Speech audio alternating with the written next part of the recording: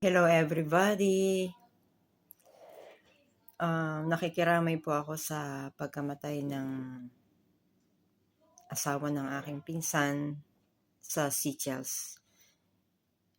Kamakailan lang ay si Mr. Emmanuel Marie ay pumanaw na. Isa siyang sikat na mga awit sa Seychelles at ang presidente ng Seychelles ay nakikiramay din sa kanyang pagkamatay dahil bihira ang katulad niyang mahusay umawit. Siguro mga 2 araw akong umiyak kasi napakabait ng taong ito. Isa siyang taga Seychelles at matagal na siyang nagtrabaho sa Dubai at doon siya nakilala ng aking pinsan. At nag-ampon sila ng isang bata. Ngayon nasa Seychelles sila at dahil sa sakit na diabetes, umaawit pa rin siya kahit wala na siyang mata. Dahil gusto ng tao yung boses niya. Wala tayong magagawa kasi hanggang doon na lang talaga yung kanyang buhay. Kung hindi ko makakalimutan yon kasi napakabait niya sa mga Pilipino. Basta mabait siya sa mga tao. Kaya napakabait talaga niya. Hindi ko siya makakalimutan. Nung bumisita siya sa bahay namin sa probinsya, ipinasyal niya kami sa Cavite sa Seafoods Restaurant kasama ang aking mga magulang. Si mama at si papa. Kaya, yun, nakakalungkot. Pero, kailangan pa rin natin ipagpatuloy ang buhay dahil lahat tayo ay patungo doon. Please watch this. Ayan, nakakapanghinayang po kasi napakahusay talaga nitong kumanta kapag nag-a-upload ako ng kanyang music. Nakaka-copyright claim ako kasi kaboses niyang original singer na kumanta ng aking mga ina-upload. At nagpadala ng sulat ang presidente ng Seychelles para sa kanya at nakiramay sa kanya. Ayan, rest in peace, Emmanuel Marie, and condolences to Diaz family, and especially to Ate Brits. Salamat sa iyo, Kuya Eman. Sa buhay natin, kahit hindi tayo musician, kahit hindi tayo singer, magagawa natin maging mabuti sa kapwa natin. At yun na mag-iiwan ng magandang alaala kapag tayo lumisan na sa mundo. At itong ginawa ni Kuya Eman hindi lang sa aking pamilya, sa Africa, sa buong Seychelles, at sa mga lugar na pupuntahan niya sa Dubai. Maraming tao ang hindi makakalimot sa kanyang kabutihan, hindi lang sa husay niya sa musika, hindi lang sa husay niya sa pag-awit. At proud ako na nakilala ko ang taong ito, na nakilala ng aking pinsan, si Ate Brits. Condolence sa Diaz family and also to Ate Brits.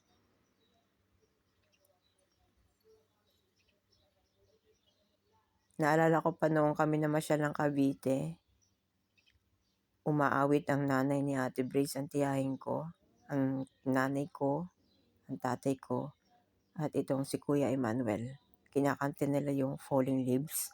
Alam nila lahat yung singer, sabay-sabay silang kumakanta sa loob ng van. At ang tatay ko'y pumanaw na at yung nanay ni Ate Brits, at ngayon magkakasama na sila sa langit. Siguro, kailangan ng Panginoon na mahusay na musician sa langit. Kaya kinuha na siya. Iyon. Kahit siya'y lumisan na, ang kanyang musika ang magpapanatiling buhay. Ang kanyang musika ang magpapanatiling siya ay mabubuhay magpakailanman.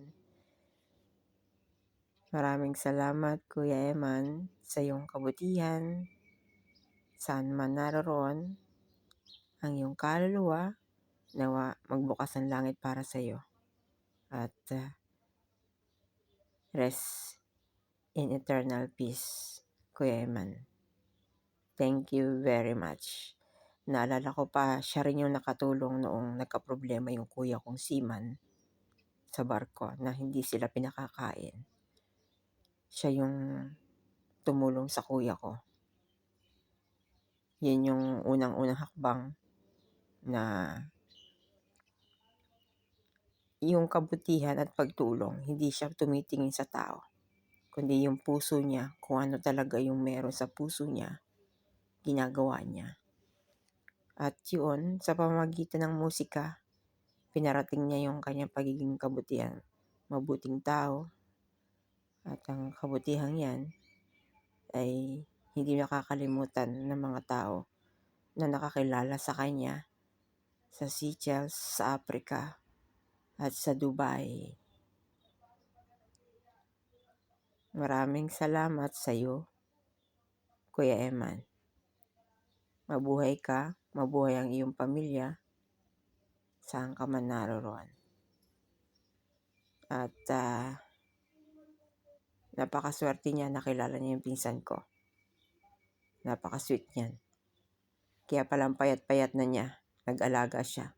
Mahirap po talaga mag-alaga ng isang may sakit na diabetic. Ganon din yung magulang ko yan, ganon din yung nanay ko na may sakit. Mahirap po talaga, lalo na kung bulag.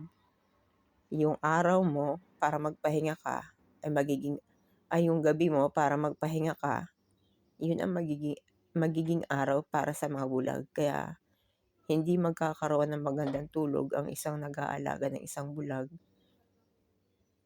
dahil wala ng araw sa kanila wala na silang paningin. Yun, ganun yung nanay ko. Yung sitwasyon ni Kuya Eman, yun yung sitwasyon ng nanay ko ngayon. At mapalad ako, buhay pa ang aking ina. Kaya ako naririto sa Israel.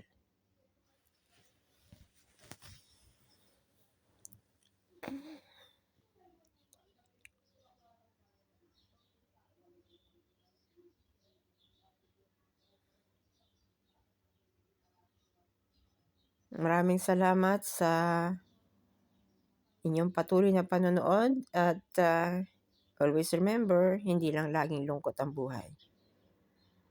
Dumadating ang saya. At hindi lang saya ang buhay, kapag may saya, may kalungkutan. Kapag may kalungkutan, may kasiyahan. God bless us all. Thank you for watching. Bye-bye.